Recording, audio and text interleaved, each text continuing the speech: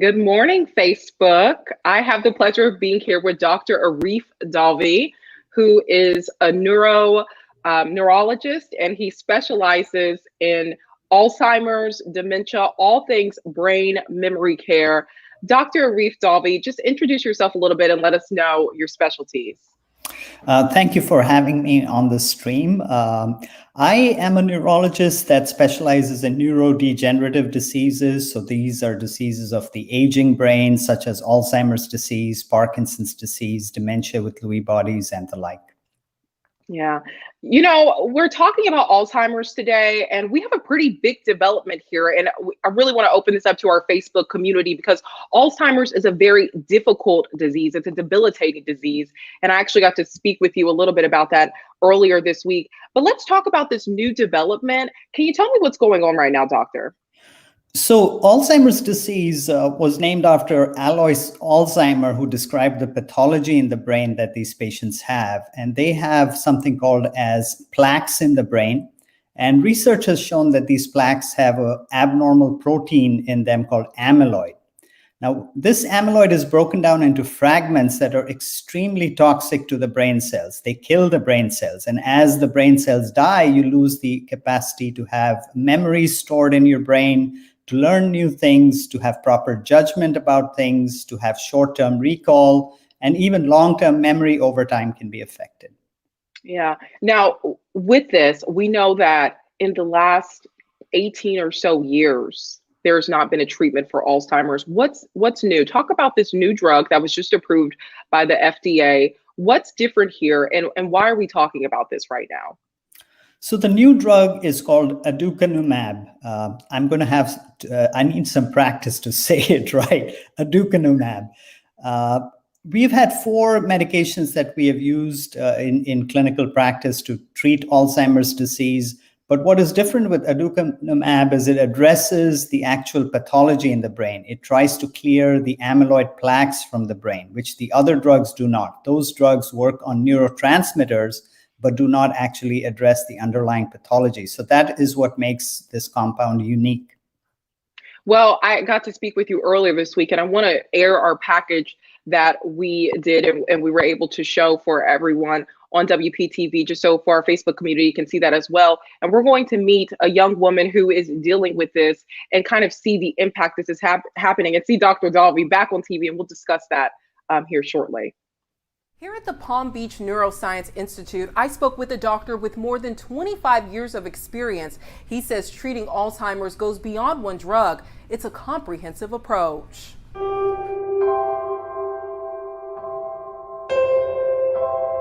For Grace Ann Ferguson,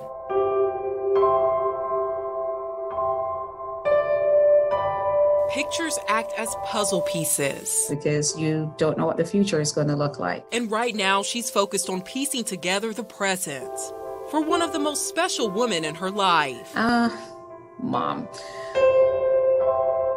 70-year-old Brenda Campbell is a strict, hardworking, disciplined person who is battling a debilitating disease. When you finally got the stamp off the word Alzheimer's, it solidified what was going on. Looking at these ventricular spaces over here. Dr. Arif Dalvi is the director of the Memory Center at Palm Beach Neuroscience Institute. Are we seeing more Alzheimer's cases?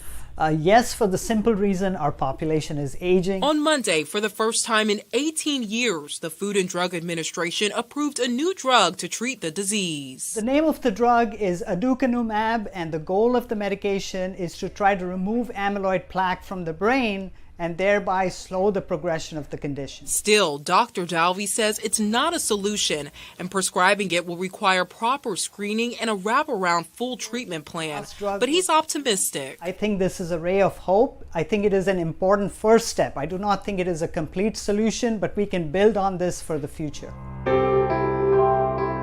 And Grace Ann is looking forward to piecing together the puzzle of hope. One step, one moment at a time, one memory at a time.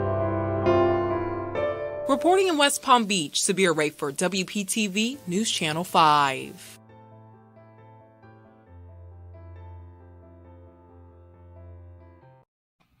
So, Dr. Dalvi, I want to thank you again for being here with us. And for people just joining us, we are here talking about Alzheimer's, the new development that it's for the first time in more than 18 years, there's a new drug to potentially treat some of the impacts of this disease. And Dr. Dalvi, I want to talk to you about what you do specifically at the Neuroscience Institute, the Palm Beach Neuroscience Institute. Talk to me about this wraparound care. Now, we saw Grace Ann in the video. She talked about the mental impacts this was having on her. So talk about that aspect of this treatment. Right. So I think your segment very nicely points out that Alzheimer's disease is not affecting the patient themselves alone. It really affects the family. It imposes a lot of burden on caregivers as well. So at the Memory Disorder Center with Palm Beach Neuroscience Institute, what we try to do is bring a team approach to handling these patients. So in addition to assessing these patients, diagnosing them correctly, ordering appropriate imaging and lab testing for these patients, we also include our social worker, our nurse practitioner, our medical assistant. All the team is working on different aspects of the condition. So for example, our social worker, Dwan Clayton, she's wonderful with setting up family members with the resources available in the community. It might be something as simple as respite care for the caregiver, so they have some time for themselves while the patient is safely taken care of. Our nurse practitioner, Shelly Ann Timmons, she works with forming care plans because these are complex patients. They need not just medical issues answered, but also how to set up things in terms of power of attorney, elder care, things of that sort. So we bring her in to form these care plans. And a lot of behind the scene work goes on and will go on with a drug like aducanumab, such as prior authorization. And we have Sandra Johnson, our medical assistant, spends many, many hours behind the scene getting the right treatments for these patients. So that is part one, but I want to emphasize part two is that with aducanumab, there will also be a monitoring program because it's an IV infusion that has to be given and the dose gradually escalates. But at one point, we will have to have follow-up MRI imaging to make sure the drug is being given without any complications arising. Now, I'm going to get to a couple of questions. I'm going to bring up Sandy Lawrence's question first. But before I get to that question, I want to ask you, this is not just you take a pill and you just go home and it's easy to prescribe, correct? Talk about the intricacies of this treatment that we're speaking of today. So absolutely correct. It's not a simple prescription that you take to your pharmacy. These patients will need to come in to our centers where we can provide an IV infusion where they're monitored during the course of getting the infusion. Obviously, even well before that, we would like to have baseline imaging and lab testing to make sure it indeed is Alzheimer's disease. And number two, there will be a prior authorization process with a new drug like this. It is very common that we need to go through prior authorization to make sure their insurance will cover the cost of the medication. And then they will need to be followed very closely and very attentively in terms of making sure that there are no long-term issues arising. And as I mentioned, they will need follow-up brain MRI imaging to make sure they're not having any complication from the drug. Okay, now I want to bring up Sandy Lawrence's question once again. And she asked, does this treatment slow the progress or could it completely halt the decline? So we have to have our expectations set in a very realistic way. If somebody has advanced Alzheimer's disease, this is not going to be a treatment for them. It simply will not work. What we are trying to do is catch the condition as early as possible and treat it so that we can slow progression. So ideally, we would like to start the treatment in patients who are sort of on the border of what we call mild cognitive impairment and mild Alzheimer's disease, not even wait for moderate or more advanced stages. Can you walk me through that timeline? When does Alzheimer's typically become mild to moderate to severe? Is it 5 years, 2 years, 10 years? What's the typical timeline of this disease? So the pathology in the brain in the form of amyloid plaques and another finding that we see, neurofibrillary tangles, can begin even 20 years before the diagnosis is made. So the pathology is brewing in the brain for decades before diagnosis. Mild cognitive impairment is where you start to notice memory is an issue, not just the sort of memory issues everyone has, where did we keep our keys, or, what is the exact parking spot, but really more of an interference with day-to-day activities starts. We cross the line from mild cognitive impairment into dementia once there's a functional impairment, whether at home or at work, the person is unable to do routine functions that they otherwise would comfortably do by themselves before.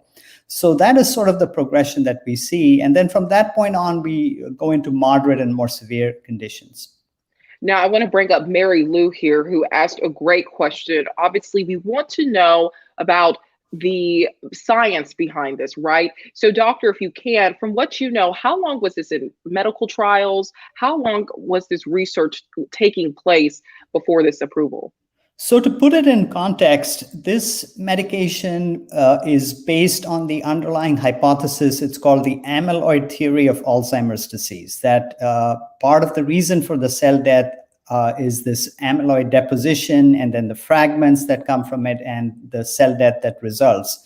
There have been something of the order of 100 compounds tested over the last 15 years or longer based on this hypothesis. So again, the reason why we are open-minded about this medication is a lot of research, time, money has been spent on this idea. And this is the first time we're seeing in a subset of patients, at least a signal that gives us some promise. Okay. Now, Matthew Bruno asked an interesting question. We're going to sidebar from this conversation about this new drug, but he asked, is there anything that could be on the horizon to reverse the effects of Alzheimer's? And what does that timeline look like?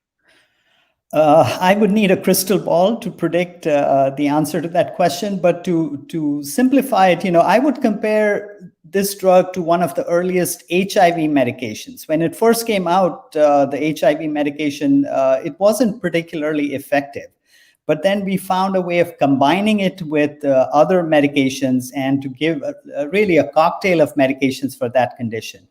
So along with amyloid, there's also tau protein abnormalities. There are other abnormalities. So I think over time, we will develop some sort of a combination therapy that will be more effective than one drug alone. Now, doctor, I'm going to pick on you a little bit. Let's simplify this a little bit, right? So when you're talking about this amyloid plaque and this other type of, the other one you mentioned, I didn't even pick it up. So let's simplify. Yeah, let's simplify this a little bit. What does that actually mean? Like, let's simplify it. So I'll try my best. So amyloid, sort of think of it as garbage in the house. You have to clean the garbage out of your house, otherwise the house is not going to look very pretty. Tau protein, on the other hand, think of it as the scaffolding of the house. You might have the drywall of the house, but there's to be some steel framework that holds the house up. So when tau protein gets damaged, that framework of the brain cell gets damaged and the cell collapses and dies. So between too much garbage accumulation and between not having a good scaffolding for the house of the brain cell, there's a lot of cell death. So we are dealing with part A of that proposition when we are trying to clear the amyloid using this compound. Right, but you're saying there's still a lot more work to be done. Absolutely. And one thing I would emphasize is don't, again, coming back to a comprehensive plan of care, don't just rely on this medication alone. As part of what we form in terms of our care plans, we will include dietary changes, lifestyle changes, exercise. It has to be all hands on deck when you're treating something like Alzheimer's disease. Sure. Let's talk a little bit more about the mental health component. Now, in our piece, you said that we're seeing more Alzheimer's cases. However, you put context to that and said that's because we're getting older and we're having a higher population. So what are the mental health impacts that you're personally seeing, doctor? So let's break it down into the patient themselves and secondly, into the caregivers. For the patients themselves, obviously, as they lose the capacity to form memories, retain memories, short-term issues, day-to-day activities, they're unable to perform. There's a high level of dependence created from something as simple as setting up an appointment to taking care of their finances. So they really rely more and more on their caregiver. And people don't realize, but a lot of the financial burden to society as a whole comes from caregivers giving up other activities that would have been more productive for taking care of their loved one. So there is an element of depression and anxiety that steps in on the part of the caregiver as well. Again, which is why we try to arrange ways of providing respite to the caregivers as part of our plan as well. Yeah, that sounds like an important topic that could have its entire own live show for just that topic. I mean, we know how important mental health is. Getting back to Alzheimer's, when I spoke with you and we talked about Alzheimer's and how it can lead to dementia, right? There's also other impacts that it's not just Alzheimer's. Talk about how you guys screen for other diseases or issues within the brain. So that is a very important point. 70% of dementia is related to Alzheimer's disease. However, there are many other causes of dementia that in the early stages can look identical to Alzheimer's disease. And it is important to screen for those because the treatment can be very different. For example, as one grows older, the absorption of vitamin B12 is not as good as it used to be. And having a vitamin B12 deficiency can lead to a form of dementia that is very easy to diagnose and very easy to treat. So to screen for vitamin imbalances, to screen for hormonal imbalances is very important as part of the screening. And this can be done with straightforward lab testing. There are also conditions that affect the structure of the brain. So for example, normal pressure hydrocephalus, the spaces in the brain called the ventricles, these expand. And if the condition is diagnosed correctly, then putting in a shunt to drain the spaces and to remove the excess fluid can have a dramatic effect in terms of the dementia. So an accurate diagnosis is very important. There are two new imaging. There is an imaging technique and a technique that involves doing a spinal tap that will also probably help us in terms of more accurately diagnosing Alzheimer's disease. The imaging technique is called amyloid PET imaging. So it's a PET scan that focuses on the amyloid burden. And then the spinal tap involves testing for what are called as amyloid beta abnormalities, which also can be helpful. They're not required to make a diagnosis of Alzheimer's, but they can be helpful in a supportive way. But what you're saying is this is something you should talk to your physician about. I would say most certainly talk to the physician. And again, if they can refer you to somebody who really focuses on dementia care, that would be even better because there's so many challenges, starting with accurate diagnosis, going all the way to appropriate treatment that have to be dealt with. Right. So you might want to get more than one opinion. Certainly. Sure. Let's talk a little bit about with this disease and everything that comes with it. And guys, please feel free to send in your questions. I mean, Dr. Dalvi's here. He has more than 25 years of experience. This is his expertise. So this is an amazing moment to be able to ask him anything you want relating to Alzheimer's and brain health and brain care. Now, with that, I want to ask you, is there anything preventative that people can do? So there is a good work coming out of the United Kingdom where they've looked at risk factors that lead to dementia as a whole, not just Alzheimer's, but dementia as a whole. So clearly having good control of your blood pressure, having good control of diabetes if you have it are very important. Quitting smoking as soon as you can is very important. Physical exercise is extremely important for brain health. So that is a big part of delaying progression of Alzheimer's and keeping it at bay. And then a good diet. There's a lot of research supporting a Mediterranean diet or a more specialized form of a Mediterranean diet. It's called the MIND diet, M-I-N-D, which combines Mediterranean diets with a heart-healthy diet called a DASH diet. That can be very helpful also. And again, screening for these deficiencies we talked about, vitamin deficiencies, hormonal deficiencies can be very important.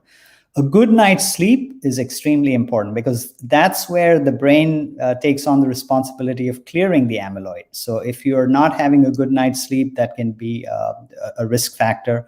And also one factor that people do not realize is very important in reducing the risk of dementia is making sure your hearing is tested.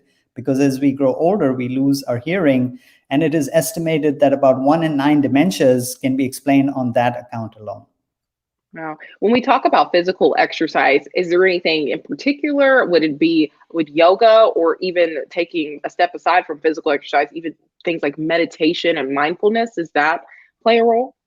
I think the best exercise is the exercise that you actually do. So whatever you enjoy is the best thing. But the one thing from research that shows up consistently is it might be helpful to push yourself to what is aerobic.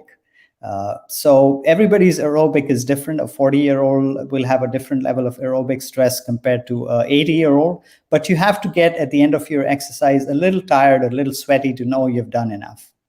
Wow, amazing. And guys, please continue to send in your questions. We have Dr. Dalvi here, 25 years of experience in as a neurologist and neuroscientist, and he is really here to help us kind of break down this new drug. Let's talk a little bit about the drug again. Now, Dr. Dalvi, talk about how you're going to have this in your treatment centers and what approach you're specifically taking.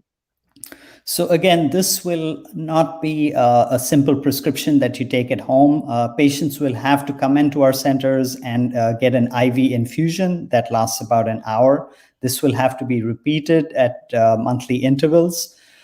There will be follow-up imaging in the form of brain MRIs required as the dose escalates to higher levels. So you really will have to establish a relationship with our center or any other center that is providing this medication. Again, there will be a lot of preparation involved before we even give the first dose in the form of prior imaging, diagnostic testing, establishing that it indeed is likely to be Alzheimer's disease or mild cognitive impairment of the Alzheimer's type, and then we can get the treatment started.